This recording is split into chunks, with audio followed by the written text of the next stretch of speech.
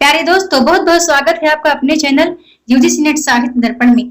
Friends, मैं माफी चाहती हूँ, आज मैं मॉर्निंग ये वीडियो आपको नहीं दे पाई, उसके लिए आई एम सो सॉरी।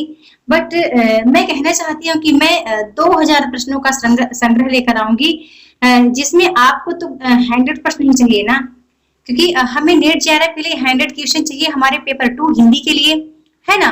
तो मैं कोशिश करूंगी कि डेली में 50 क्वेश्चन लाऊं। कोशिश ये करूंगी कि मैं 100 क्वेश्चन डेली लाऊं। तो यदि मैं 100 लाती हूँ तो बेशक 20 दिन हमें लगेंगे 2000 प्रश्नों को तैयार करने में। पर मैं 50 लाऊंगी और 7 एक्सप्रेशन के साथ लाऊंगी, ताकि वो 50 क्वेश्चन आपको 100 से भी ज्यादा बेटर लगे, है ना। तो बस चलते हैं अपने प्रश्नोत्तरी की ओर। प्लीज आप मुझे माफ कीजिएगा, मैं वीडियो आपको नहीं दे पाई, कुछ ऐसी प्रॉब्लम ही आ गई कि मैं वीडियो रिकॉर्ड ही नहीं कर पाई। तो चलते हैं क्लास की ओर। आज हमारा पहला प्रश्न है, इनमें से प्रवृत्ति के आधार पर किया गया नामकरण कौन सा है। तो इसका जो राइट आंसर है बताना चाहूंगी रीतिकाल है, जो कि प्रवृत्ति के आधार पर इसका नाम रखा गया है। अगला प्रश्न है, रीतिकाल को अलंकृत काल की संज्ञा किसने दी।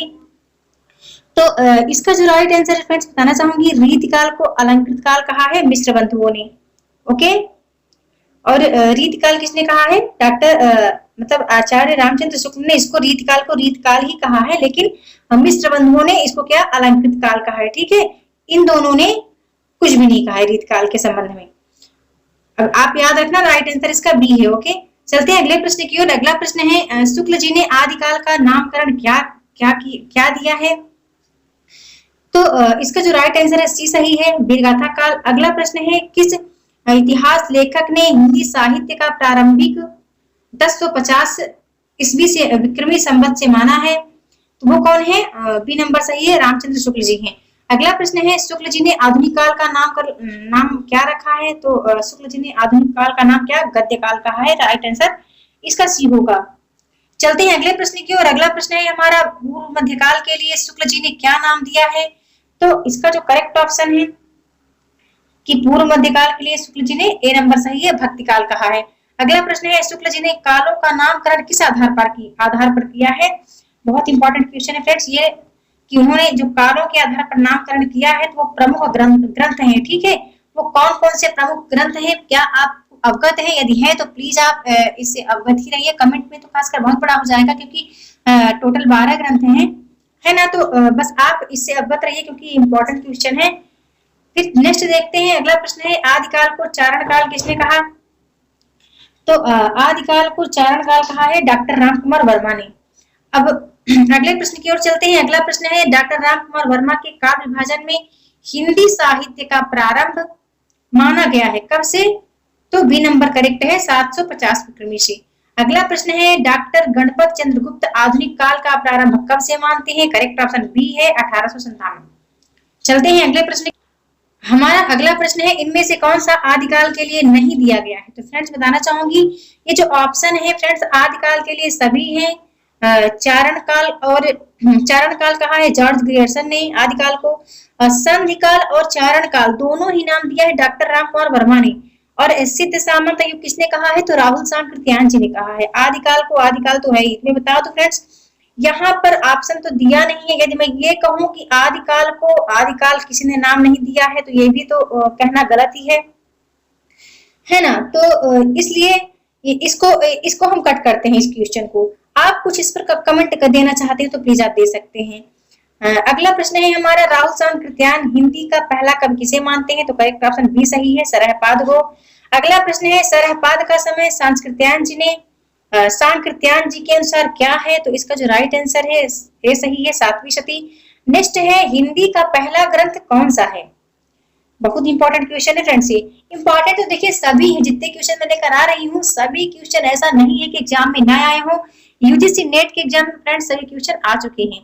ओके, तो यहाँ पर इसका जो राइट आंसर है कि हिंदी का पहला ग्रंथ कौन सा है। तो श्रावकाचार्य है, देवसेन कृत है। ओके, श्रावकाचार्य के रचयिता कौन है, देवसेन है। श्रावकाचार्य की रचना का यहाँ समय काल दिया गया है, तो बी नंबर ऑप्शन करेक्ट है।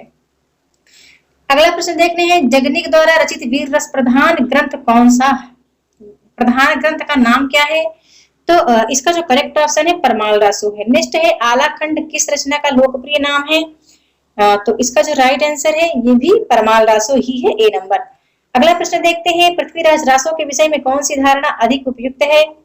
करेक्ट ऑप्शन बताना चाहूंगी फ्रेंड्स, सी सही है, अर्ध प्रमाणिक। बहुत इंपॉर्टेंट क्वेश्चन ये भी है, ठीक है, इंपॉर्टेंट है, इसको याद रखिएगा। बीसल देव रासो का प्रधान रस क्या है? नेक्स्ट क्वेश्चन है, तो इसका जो राइट आंसर है सी सही है, श्रृंगार रस। अगला प्रश्न है, इनमें से हिंदी का प्रथम महाकाव्य किसे माना जाता है? करेक्ट ऑप्शन डी सही है, पृथ्वीराज रासो को। नेक्स्ट प्रश्न है, पृथ्वीराज रासो के बृहत रूपांतर के कुल कितने सर्ग हैं? डी नंबर सही है, 69 सर्ग। ये भी इंपॉर्टेंट है फ्रेंड्स। नेक्स्ट क्वेश्चन इंपॉर्टेंट है, ओके। रासो शब्द की व्युत्पत्ति के संबंध में सर्वाधिक उपयुक्त मत कौन सा है? तो करेक्ट ऑप्शन बता दूं, सी नंबर सही है, रासो की व्युत्पत्ति रासक से हुई है। अब आपको इन सबको देखना है, ठीक है, कि रसायन से किसने माना, रास से किसने माना, फिर रासक से किसने माना है, लेकिन जो इसकी व्युत्पत्ति के संबंध में सर्वाधिक उपयुक्त मत है वो ये करेक्ट है, ठीक है, सी नंबर ऑप्शन करेक्ट है। अगला प्रश्न है, आदिकाल में मनोरंजक साहित्य की रचना किसने की? करेक्ट ऑप्शन सी सही है, अमीर खुसरो जी हैं। अगला प्रश्न है, गोरख वाणी के संपादक कौन है? तो इसका जो राइट आंसर है फ्रेंड्स, डी नंबर सही है, पीताम्बर दत्त बड़थवाल है, पीताम्बर दत्त बड़थवाल है, okay. Sorry friends, pronounce miss, don't worry. चलते हैं अगले प्रश्न की ओर। अगला प्रश्न है, इनमें से सही कथन कौन सा है? तो इसका जो करेक्ट ऑप्शन है सी नंबर सही है, बीसल देव रासो वीर रस प्रधान ग्रंथ है। अगला प्रश्न आता है, इसका करेक्ट ऑप्शन मैंने लगा दिया, C number, okay, C number इसका करेक्ट है, बीसल देव रासो वीर रस प्रधान ग्रंथ है, ये कथन इसका सही है। आगे देखते हैं, सिद्धों की संख्या बताई गई है तो कितनी? सी नंबर सही है, 84, ओके। नेक्स्ट चलते हैं, हमारा अगला प्रश्न है, सिद्धों का उचित समय क्या माना गया है? तो इसका जो correct option friends B number सही है, 18वीं शताब्दी। अगला प्रश्न है, नारी निंदा किस संप्रदाय में मिलती है? तो इसका करेक्ट ऑप्शन क्या है? ए नंबर सही है, नाथ पंथ में। अगला प्रश्न है, इनमें से नाथ संप्रदाय में क्या नहीं है? तो करेक्ट ऑप्शन सही है, डी नंबर, गृहस्थों का आदर ये नहीं है नाथ संप्रदाय में। अगला प्रश्न है, वर्ण रत्नाकर के रचयिता कौन है? करेक्ट ऑप्शन आप सबको पता है, ज्योतिष ठाकुर हैं। अगला प्रश्न है, अपभ्रंश एवं देखिए अब यहाँ मिस है फ्रेंड्स, प्लीज आप ध्यान दीजिएगा, राजधानी नहीं राजस्थानी होना चाहिए। अपभ्रंश एवं राजस्थानी भाषा के योग से बनी भाषा को क्या कहते हैं? तो इसका करेक्ट ऑप्शन बता दो, डिंगल। नेक्स्ट प्रश्न है, ब्रज भाषा मिश्रित अपभ्रंश का क्या नाम है? यहाँ मिश्रित का अर्थ क्या हुआ? ब्रज भाषा प्लस राजस्थानी मिश्रित को क्या नाम दिया गया है? तो करेक्ट ऑप्शन इसका बी है, पिंगल। अगला प्रश्न है, इनमें से कौन आदिकाल का ग्रंथ नहीं है? तो इसका करेक्ट ऑप्शन बताना चाहूंगी, डी नंबर सही है, पद्मावत जो है वो आदिकालीन ग्रंथ नहीं है, ठीक है। अगला प्रश्न है, विद्यापति पदावली की रचना किस भाषा में हुई है? करेक्ट ऑप्शन सी सही है, मैथिली भाषा में। नेक्स्ट प्रश्न है, आदिकाल में खड़ी बोली का प्रयोग किस कवि ने किया? तो इसका जो करेक्ट ऑप्शन है फ्रेंड्स बताना चाहूंगी, खुसरो मियां है, ओके। अब ध्यान रखिएगा, आदिकाल की ये भी है, लेकिन खड़ी बोली का प्रयोग किस कवि ने किया है? तो खुसरो जी है, ठीक है। बहुत ज्यादा प्रश्न ऐसा आता है कि हम कभी कभी कंफ्यूज होते हैं और हम ना चाहते हुए हम इन सबको राइट करके आ जाते हैं, वहां पर हमारी भूल होती है। तो इसलिए मैं निवेदन करूंगी, जितना ज्यादा हो सके आप मॉक टेस्ट कीजिए, आप रिविजन कीजिए, है ना। अगले प्रश्न की ओर चलते हैं। अगला प्रश्न है, इनमें से जैन धर्म का संबंध किस कवि से नहीं है? तो फ्रेंड्स इसका मैं राइट आंसर बता दूं, डी नंबर सही है, जो कि जैन धर्म से संबंधित कवि नहीं है, विद्यापति जी। अगला प्रश्न है, खालिद बारी के रचयिता का नाम बताना है। तो इस प्रश्न से आप अवगत ही हैं, सी नंबर ऑप्शन सही है, खुसरो जी हैं। अगला प्रश्न है, भविष्यत कहा के रचनाकार का नाम बताइए। तो इसका करेक्ट ऑप्शन ए सही है, धनपाल। नेक्स्ट है, खड़ी बोली हिंदी में रचना करने वाला पहला कवि कौन था? तो करेक्ट ऑप्शन सी सही है, अयोध्या सिंह उपाध्याय। प्रिय प्रवास में इन्होंने पहली बार खड़ी बोली का प्रयोग किया है। अगला प्रश्न है, इनमें से कौन सा ग्रंथ शिलाओं पर लिखा गया है? तो करेक्ट ऑप्शन इसका डी सही है, राउल वेद, जो कि रोड कवि की रचना है, ठीक है। अब आप इन पर भी ध्यान दीजिएगा, ओके। मैं आज इनको एक्सप्लेन नहीं कर रही हूँ क्योंकि आज मैं इतना टाइम दे ही नहीं पाई फ्रेंड्स। इसके लिए मैं आपको वीडियो को प्रारंभ में ही बता चुकी हूँ कि मैं माफी चाहती हूँ, पर आप इसको चारों ऑप्शनों को करना ही करना है, ओके। मैथिली हिंदी में रचित गद्य रचना का नाम बताइए। तो वो कौन सा है? वर्ण रत्नाकर है, ठीक है। अगला प्रश्न है, हिंदी साहित्य का आलोचनात्मक अर्थात ग्रंथ के लेखक कौन है? तो इसका करेक्ट ऑप्शन डी सही है, डॉक्टर रामकुमार वर्मा। चलते हैं अगले प्रश्न। हमारा प्रश्न है, पृथ्वीराज रासो को आप किस वर्ग में रखेंगे? तो करेक्ट ऑप्शन बता दो फ्रेंड्स, इसको वीर गाथा के वर्ग में रखेंगे, क्योंकि वीर गाथा वीर काव्य से ओतप्रोत रचना है पृथ्वीराज रासो चंद्रवरदायी कृत। नेक्स्ट प्रश्न है पृथ्वीराज रासो में सर्वाधिक विवादित पक्ष है तो कौन सा है? ऐतिहासिकता है। नेक्स्ट है पाहुड़ दोहा के रचयिता कौन है? करेक्ट ऑप्शन बी सही है, राम सिंह।